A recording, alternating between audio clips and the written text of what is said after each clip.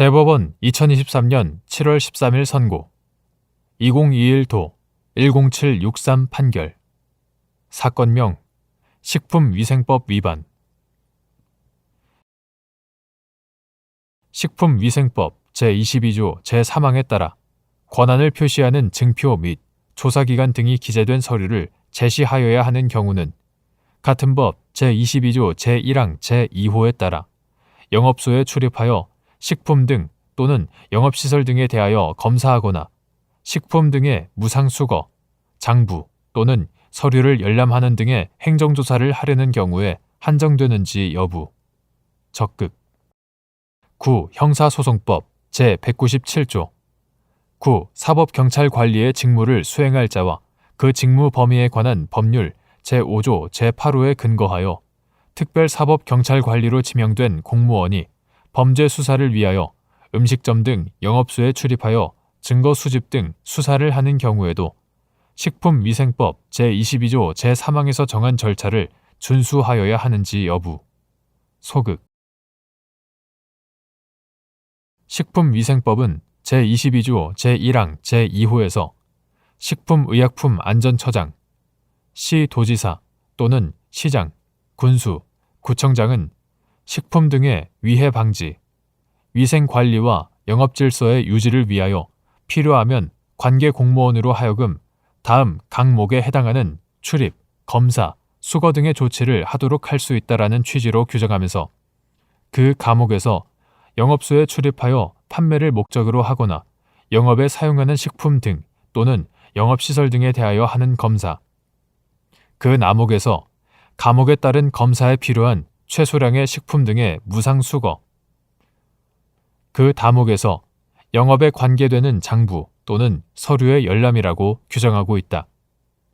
한편 식품위생법 제22조 제3항은 제1항 및 제2항의 경우에 출입, 검사, 수거 또는 열람하려는 공무원은 그 권한을 표시하는 증표 및 조사 기간, 조사 범위, 조사 담당자, 관계 법령 등 대통령령으로 정하는 사항이 기재된 서류를 지니고 이를 관계인에게 내보여야 한다라고 규정하고 있다.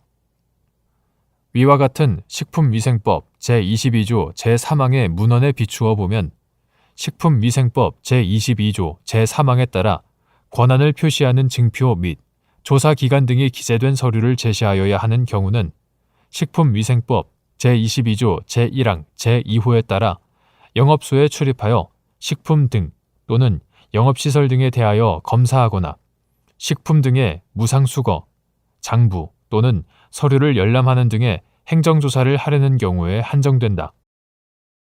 따라서 구형사소송법 2020년 2월 4일 법률 제16924호로 개정되기 전의 것. 구형사소송법 제197조 9. 사법경찰관리의 직무를 수행할 자와 그 직무 범위에 관한 법률 2019년 12월 10일 법률 제16768호로 개정되기 전의 것. 9. 사법경찰관리의 직무를 수행할 자와 그 직무 범위에 관한 법률 제5조 제8호에 근거하여 특별사법경찰관리로 지명된 공무원이 범죄 수사를 위하여 음식점 등 영업소에 출입하여 증거 수집 등 수사를 하는 경우에는 식품위생법 제22조 제3항이 정한 절차를 준수하지 않았다고 하여 위법하다고 할 수 없다.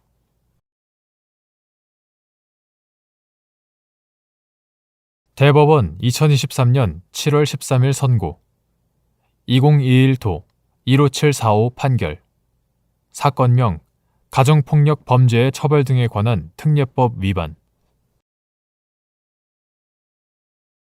가정폭력 범죄의 처벌 등에 관한 특례법상 피해자 보호명령 및 임시보호명령 제도의 취지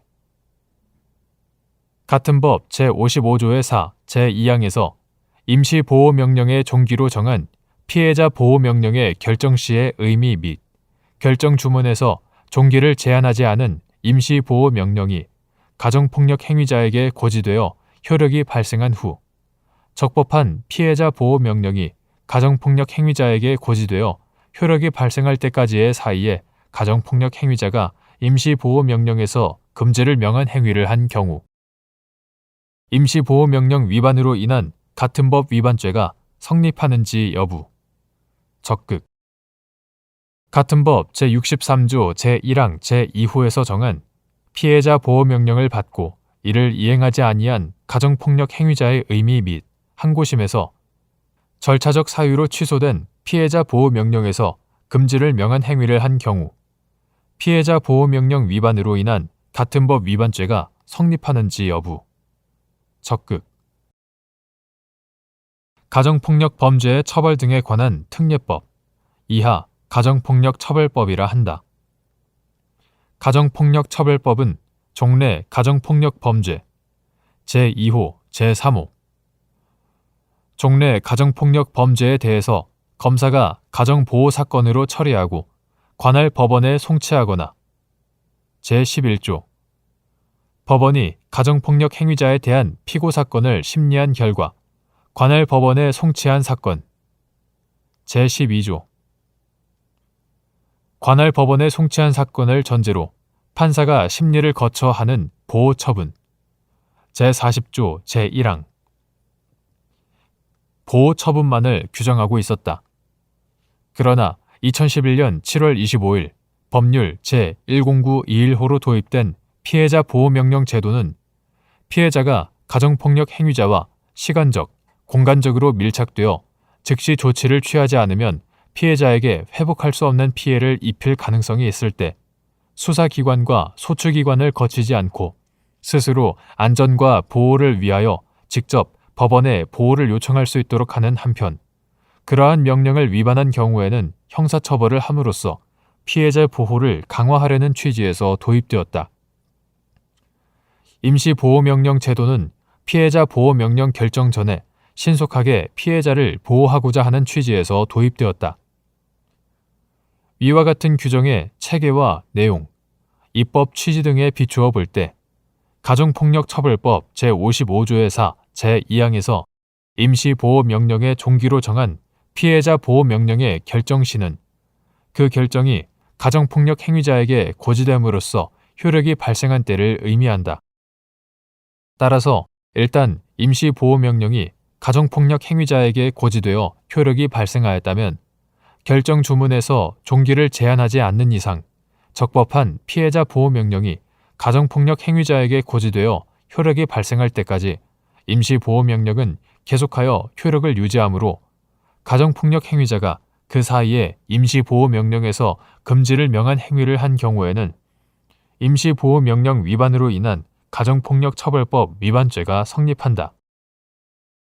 나아가 가정폭력처벌법 제63조 제1항 제2호가 정한 피해자 보호명령을 받고 이를 이행하지 아니한 가정폭력 행위자란 피해자의 청구에 따라 가정폭력 행위자로 인정되어 피해자 보호명령을 받았음에도 이행하지 않은 사람을 말하고 피해자 보호명령이 항고심에서 절차적 사유로 취소되었음에 불과한 이상 피해자 보호명령에서 금지를 명한 행위를 한 경우에는 피해자 보호명령 위반으로 인한 가정폭력처벌법 위반죄가 성립한다.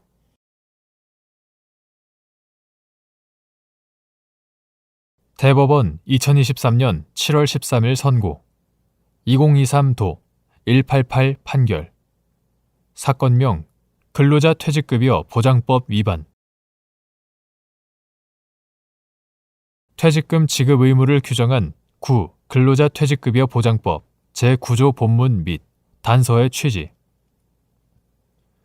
사용자가 같은 법 제9조 단서에 따라 퇴직금의 지급 사유가 발생한 날부터 14일 이내에 근로자와 지급기일을 연장하는 합의를 한 후 연장한 지급기일까지 퇴직금을 지급하지 아니한 경우 같은 법 제9조 위반죄가 성립하는지 여부. 적극 9. 근로자 퇴직급여 보장법 2021년 4월 13일 법률 제18038호로 개정되기 전의 것 이하 9. 퇴직급여법이라 한다.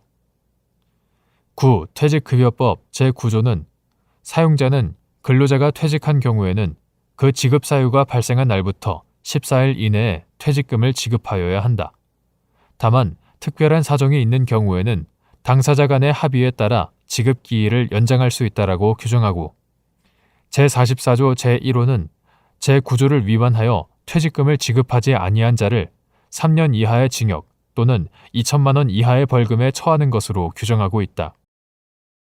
금품 청산 의무에 대한 구퇴직급여법 제9조 본문은 근로자가 퇴직으로 근로관계가 종료된 후에도 당연히 지급받아야 할 퇴직금을 조속히 지급받지 못한다면 금품을 받기 위하여 사업장에 남아있는 등 부당하게 사용자에게 예속되기 쉽고 또한 근로자 및 근로자 가족의 생활이 위협받을 우려가 있을 뿐만 아니라 시간이 흐름에 따라 금품을 지급받지 못할 위험이 커지므로 법률 관계를 조기에 청산하도록 강제하려는 취지이다. 위와 같은 규정의 문헌과 형식, 취지에 비추어 보면 구퇴직급여법 제9조 단서는 당사자 간의 합의에 따라 지급기일을 연장할 수 있도록 하는 규정에 불과하고 연장한 지급기일까지 퇴직금을 지급하지 아니한 사용자의 형사책임까지 배제하는 취지라고 볼 수 없다.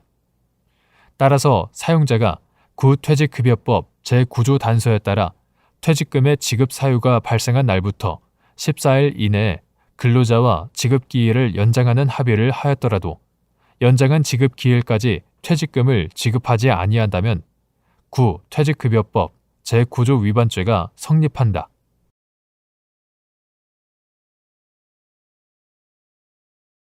대법원 2023년 7월 13일 선고 2023도 2043 판결 사건명 살인 등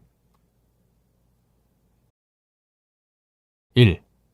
사형의 선고가 허용되는 경우 및 사형을 선고할 것인지 결정할 때 준수할 사항.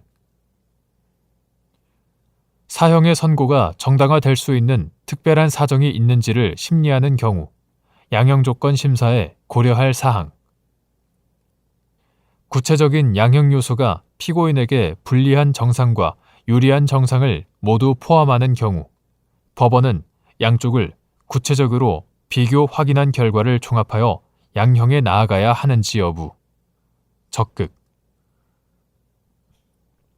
사형은 인간의 생명을 박탈하는 냉엄한 궁극의 형벌로서 사법제도가 상정할 수 있는 극히 예외적인 형벌이라는 점을 감안할 때 사형의 선고는 범행에 대한 책임의 정도와 형벌의 목적에 비추어 누구라도 그것이 정당하다고 인정할 수 있는 특별한 사정이 있는 경우에만 허용된다.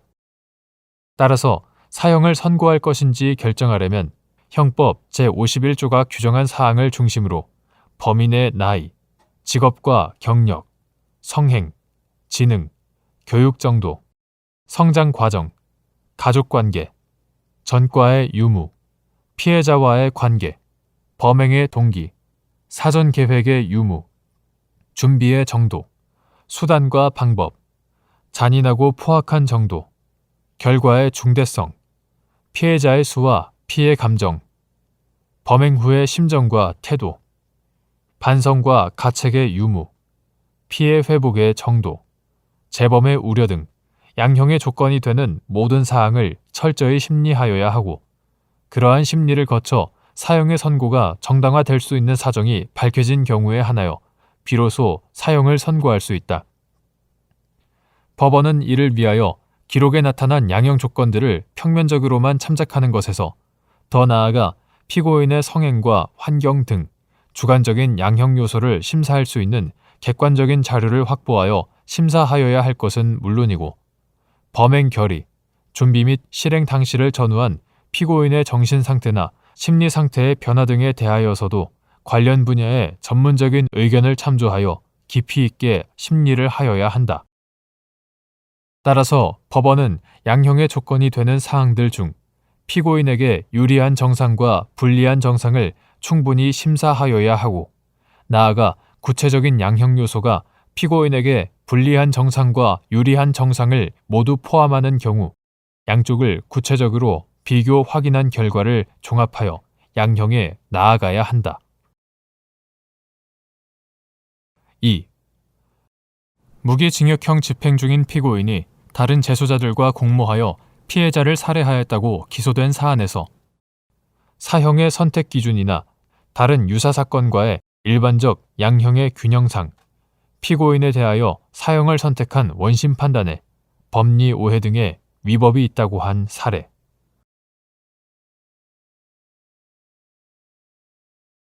대법원 2023년 7월 14일자 2023모1121 결정. 사건명 이송 결정에 대한 재항고.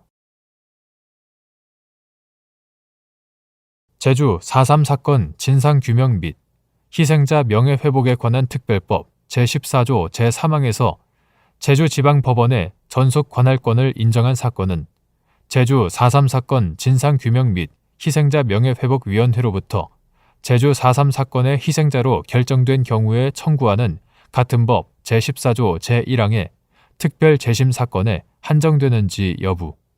적극.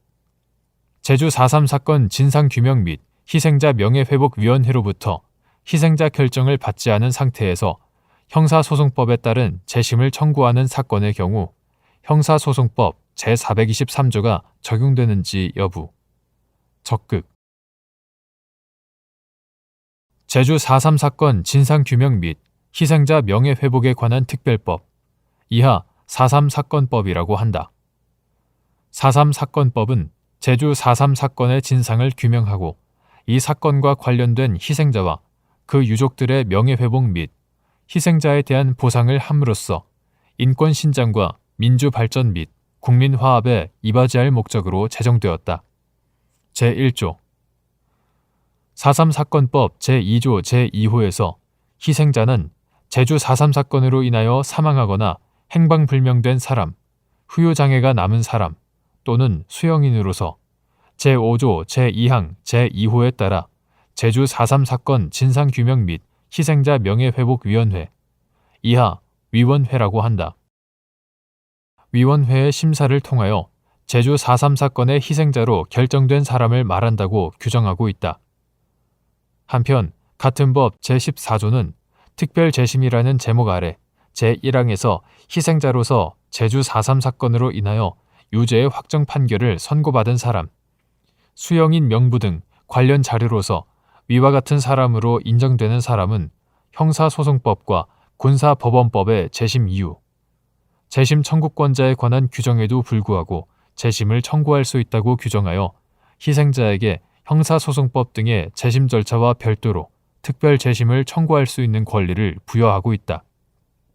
같은 조 제3항은 형사소송법과 군사법원법의 재심의 관할에 관한 규정에도 불구하고 재심의 청구는 제주지방법원이 관할한다고 규정하여 재심 사건에 관하여 원판결 법원이 어디인지에 관계없이 제주지방법원의 전속 관할을 인정하고 있다. 위와 같이 4.3 사건법 제14조는 제1조의 목적 달성을 위하여 형사소송법과 군사법원법상 재심의 예외적 제도로서 특별 재심 절차에 관하여 정하고 있는 조항이라는 점과 4.3 사건법 제2조 제2호, 제14조 등 관련 규정의 문헌 및 체계적 해석에 비추어 보면 제14조 제3항에서 제주지방법원의 전속 관할권을 인정한 사건은 제5조 제2항 제2호에 따라 위원회로부터 제주 4.3 사건의 희생자로 결정된 경우에 청구하는 제14조 제1항의 특별 재심 사건에 한정된다고 보아야 한다.